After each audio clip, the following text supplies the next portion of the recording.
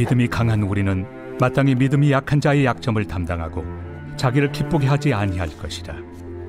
우리 각 사람이 이웃을 기쁘게 하되 선을 이루고 덕을 세우도록 할지니라. 그리스도께서도 자기를 기쁘게 하지 아니하셨나니 기록된 바 주를 비방하는 자들의 비방이 내게 미쳤나이다 함과 같으니라. 무엇이든지 전에 기록된 바는 우리의 교훈을 위하여 기록된 것이니 우리로 하여금 인내로 또는 성경의 위로로 소망을 가지게 함이니라.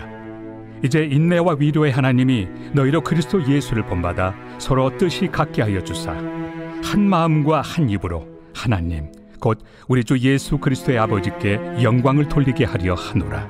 그러므로 그리스도께서 우리를 받아 하나님께 영광을 돌리심과 같이 너희도 서로 받으라.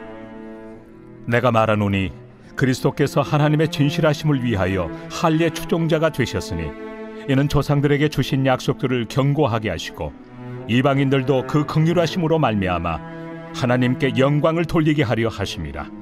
기록된 바 그러므로 내가 열방 중에서 주께 감사하고 주의 이름을 찬송하리로다 함과 같으니라. 또 이르되 열방들아 주의 백성과 함께 즐거워하라 하였으며 또 모든 열방들아 주를 찬양하며 모든 백성들아 그를 찬송하라 하였으며 또 이사야가 이르되 이새의 뿌리 곧 열방을 다스리기 위하여 일어나시는 이가 있으리니 열방이 그에게 소망을 두리라. 소망의 하나님이 모든 기쁨과 평강을 믿음 안에서 너희에게 충만하게 하사 성령의 능력으로 소망이 넘치게 하시기를 원하노라.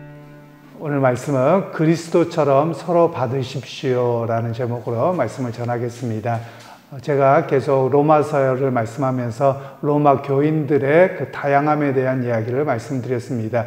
유대인 그리스도인들과 이방인 그리스도인들이 있었는데요. 이방인 그리스도인들에게 그 구성을 보며 대체적으로 로마의 평민들이나 또 잡혀온 노예들이 많았고요. 물론 그 중에 귀족들도 있었습니다.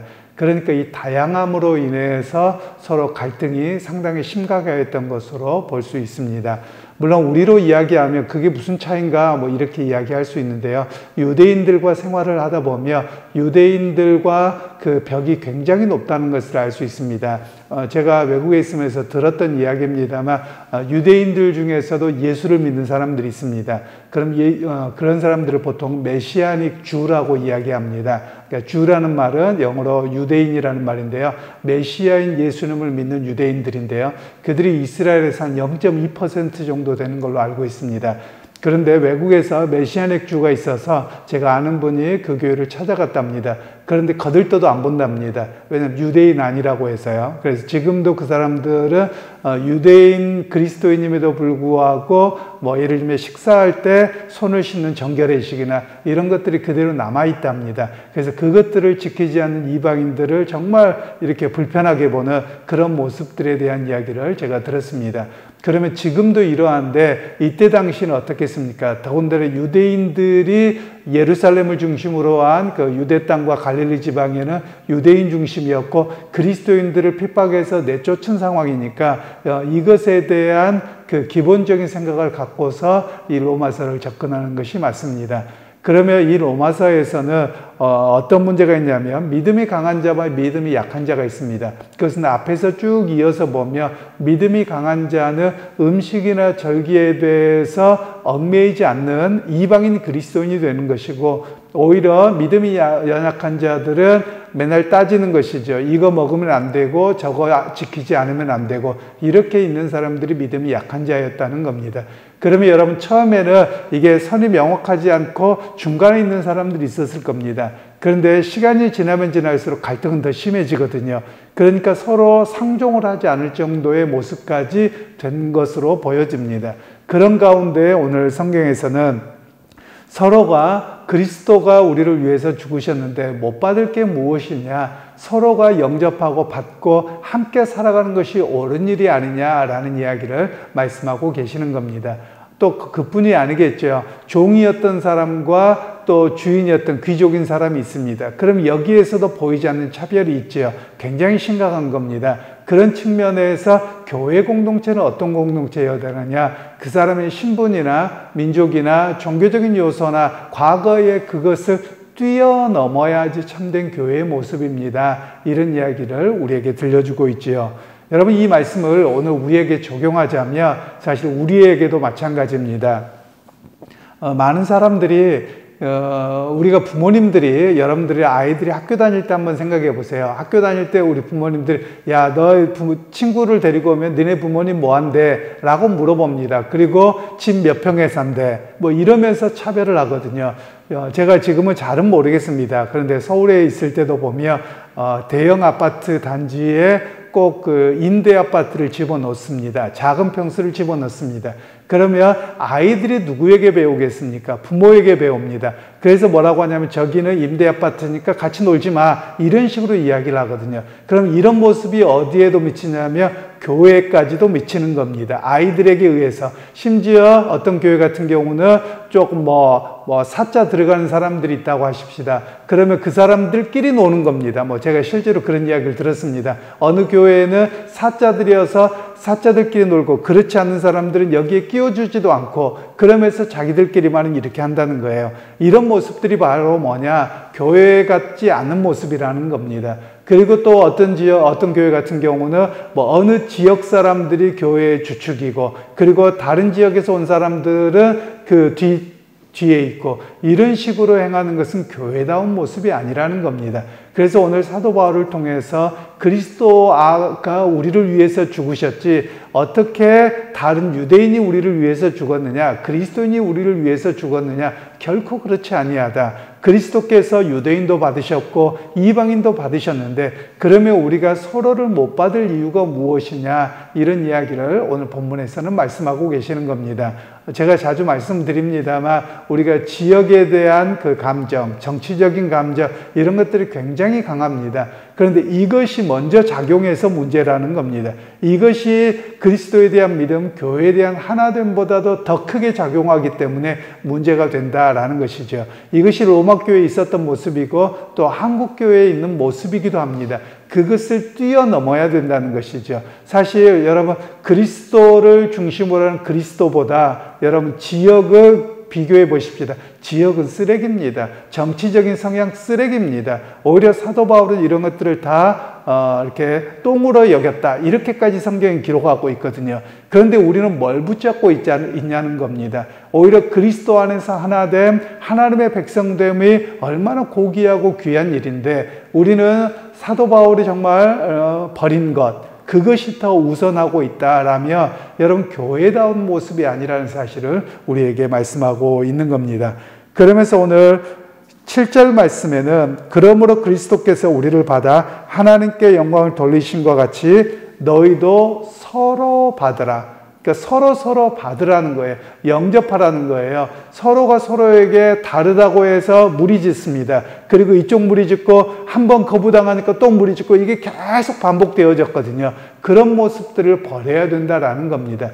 그래서 보통 교회 안에서 뭘 없애야 된다고 이야기를 하냐면 개조직이나 또는 사조직들이 꽤 생겨집니다. 물론 친한 사람들은 있을 수 있습니다. 예를 들면 같은 연배고 이러면 친할 수 있지만 이런 것들이 너무 굳어지면 뭐가 되느냐면 누군가를 밀어내는 작용을 하게 되거든요. 그것이 바로 문제였다는 사실을 이야기합니다. 그래서 서로가 인사도 안 합니다. 음식도 같이 먹지 않습니다. 그래서 서로가 서로에게 아무것도 행하지 않는 거예요. 여러분 그것들을 버리라는 겁니다. 그러면서 오늘 주님께서 하나님의 영광을 위해서 우리를 받으신 것처럼 오늘 우리가 서로가 서로를 받으라는 거예요. 그러면 우리에게 이런 이야기를 할 수 있습니다. 어떤 사람들이 나는 그를 용납하고 그에게 하려고 하는데 이 사람 계속 안 합니다. 그냥 하라는 거예요. 왜 그렇습니까? 내가 사실 감정은 상하지요. 마음은 상할 때가 있어요. 그런데도 불구하고 주님의 명령이니까 나는 그냥 하는 겁니다. 그 사람이 받아들이지 않더라도 내가 그렇게 해야 되죠. 그러면 여러분 우리는 이렇게 생각합니다. 사실 우리 한국 그리스도인들이 너무 단순한 생각을 하고 있는데요. 그게 뭐냐면 예수만 믿으면 천국 가 그걸로 끝이에요. 더 이상 보지 않습니다. 그런데 여러분 로마서를 통해서도 그렇고 다른 요한복음도 마찬가지고 모든 성경이 그렇습니다. 믿음은 삶으로 증명됩니다. 여러분 물론 내 이렇게 생활이나 또는 내 성품이나 이런 것들 때문에 부족할 수는 있습니다. 그런데도 불구하고 하나님의 말씀인데 나를 꺾지 않는다? 그렇게 살지 않는다? 믿음이 없는 겁니다. 그럼 믿음으로 우리가 구원을 받는다고 하는데 믿음으로 삶이 증명되지 않는 믿음은 가짜입니다. 그러면 결국 그렇게 살아간다는 이야기는 구원이 없다라는 말이거든요. 그리고 이 땅에서 그 구원의 생명 되신 주님을 믿고 살지 않는다는 것을 우리에게 스스로 이야기하는 겁니다. 그래서 여러분 우리가 끊임없이 자기 자신을 봐야 됩니다. 즉 교회 안에 들어와 있다고 내가 온전한 믿음으로 서 있지 않다라는 겁니다. 끊임없이 주님의 말씀을 통해서 내가 그렇게 고백하고 살아가고 있는가, 그것을 매번 점검하고 또 그렇게 살지 못하고 있는 내 모습이 보이며 나도 모르게 누군가를 미워하고 갈등하고 있다며 주님, 내가 문제입니다. 내가 주의 말씀을 따라가지 못해서 오늘 또 나를 쳐서 복종시키길 원하고 내 감정과 생각을 바꿔주시기 원합니다. 이렇게 기도하면서 성장해야 되는 것이 우리의 모습이라는 겁니다.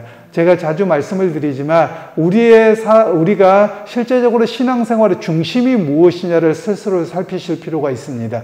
많은 경우에 보면 다 자기 중심입니다. 그래서 내가 은혜 받아야 되고 내가 기뻐해야 되고 내가 할 마음이 나야 되고 다 납니다. 결국 우상이 나라는 거예요. 그런데 그리스도인들은 그렇게 살지 않아야 됩니다. 그리스도가 중심입니다. 하나님이 중심입니다.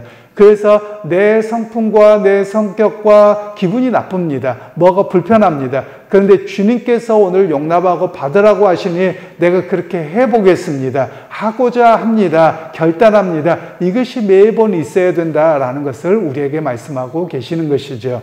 우리는 보통 그런 이야기를 종종 합니다. 복음 그래도 내 성품과 여러 가지는 안 바꿔. 절대 바꾸기 싫어. 여러분 이렇게 이야기합니다. 그러면 자기가 우상입니다. 즉 주의 말씀이라면 나를 바꿔야 되는 것이고요. 그리고 우리의 많은 것들을 떼트려 가야만 합니다.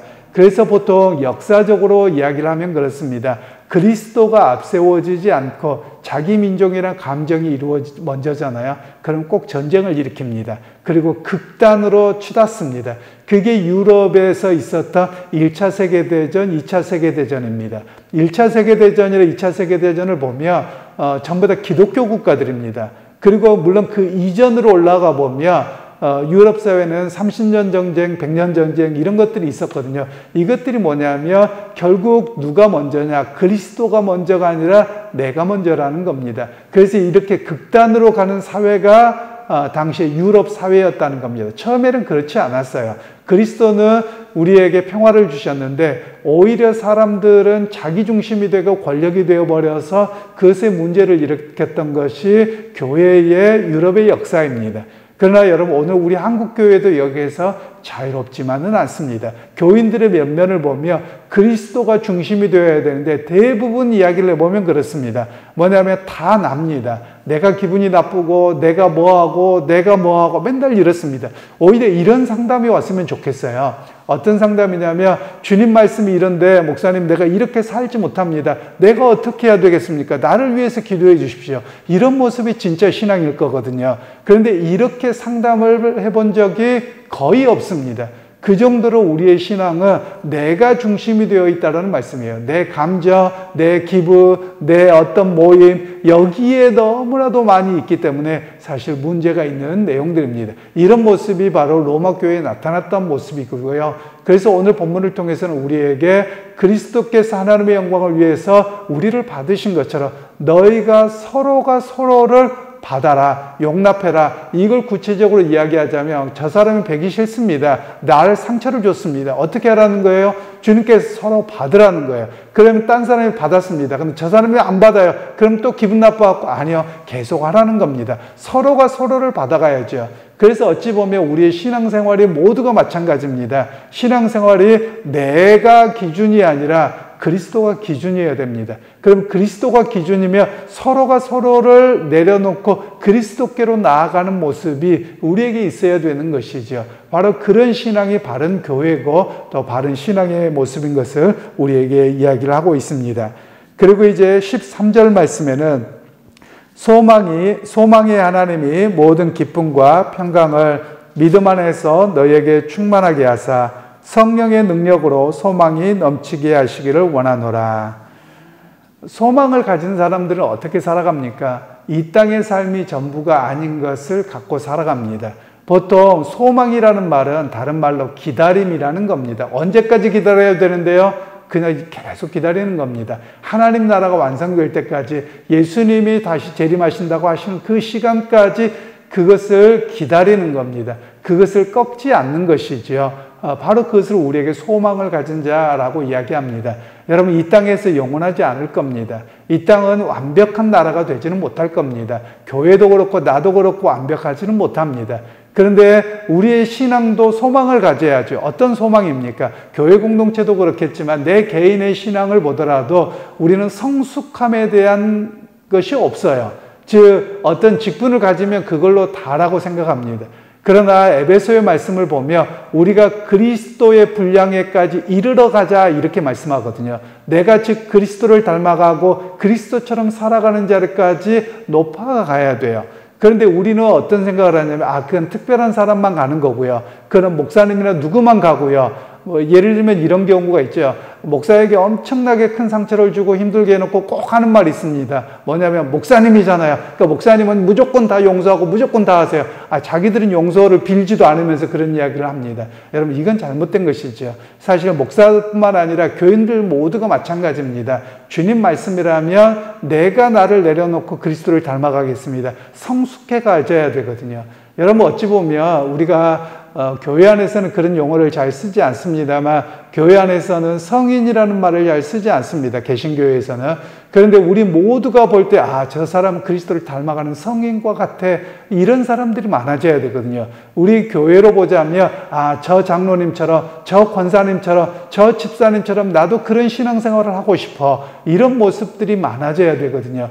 그런데 실상 우리 한국 교회가 그러냐라는 겁니다. 누가 싫고 저거 싫고 뭐하고 본받아갈 사람이 없다라는 거예요. 여러분, 이거는 굉장히 심각한 문제라는 겁니다. 그래서 오늘 우리 각자가 해야 될 일이 있습니다. 내가 그리스도를 닮아가고자 하는 나의 신앙의 노력이 필요합니다. 자동적으로 되지 않습니다. 교회 오래 다녔고 설교를 들어서 그래, 절대 바뀌지 않습니다. 어떻게 해야 됩니까? 주의 말씀이라면 나와의 씨름이 필요하고 나의 영적인 훈련이 필요합니다. 그래서 내게 이 땅의 것이 전부가 아니고 하늘의 소망을 내가 바라보기에 오늘 또 주님 앞에 섰을 때 내가 어떻게 인정받을까를 우리가 봐야 된다라는 겁니다.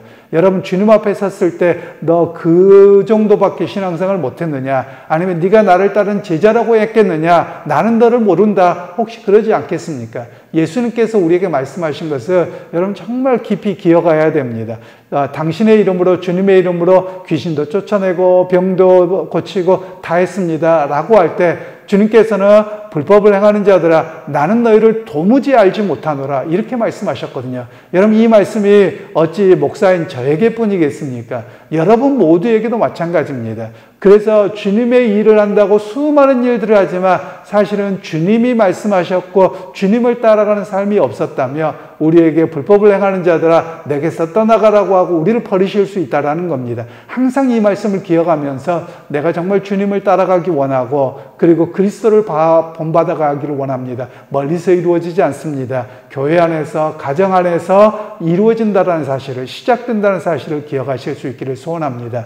그래서 여러분, 서로가 다름을 서로가 받아주고 용납해주고 그리고 내가 그리스도를 닮아가며, 여러분 예수님께서 어떻게 하셨습니까? 예수님 향해서 돌을 던진 자들, 창으로 찌르는 자들, 욕하고 침뱉는 자들을 향해서 뭐라고 이야기합니까?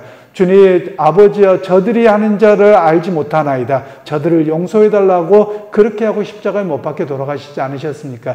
여러분, 우리가 따라가야 될 길이 그 길이라는 겁니다. 그리스도를 흉내내고는 살아야죠. 그런데 우리는 뭐합니까? 내 기분이 나빠서 안 해, 이렇게 하거든요. 여러분, 그렇다면 이건 그리스도를 따르는 그리스도인이라고 할 수 없습니다. 내가 부족해서 그렇게 못 따라가기에 내 훈련이 필요하고 나를 죽이는 훈련이 더 많이 있어야 된다라는 겁니다. 그래서 여러분, 오늘 이 말씀을 기억하면서 내가 중심이 아니라 그리스도가 중심이 되고 그리고 내가 그리스도를 닮아가는 자리까지 온전히 올라가기 원하고 한 걸음 한 걸음 나아갑니다. 이 고백과 또 삶의 결단과 훈련이 여러분의 자리에 있기를 주님의 이름으로 축원합니다. 하나님, 오늘도 그리스도인들이 서로가 다름을, 또 서로가 배경이 다름을, 민족이 다름을, 또 성품이 다름을 용납하지 못하고 갈등했던 모습에서 진정 그리스도를 닮아가고 하나님의 영광을 위한 것이었는지 우리에게 점검하게 하셨습니다. 하나님, 나부터 먼저 그리스도를 닮아가는 자가 되게 하시고 하나님 앞에 부끄럽지 않는 믿음의 생활이 될 수 있도록 한 걸음 한 걸음 성숙해 가게 하옵소서. 예수님의 이름으로 기도하옵나이다. 아멘.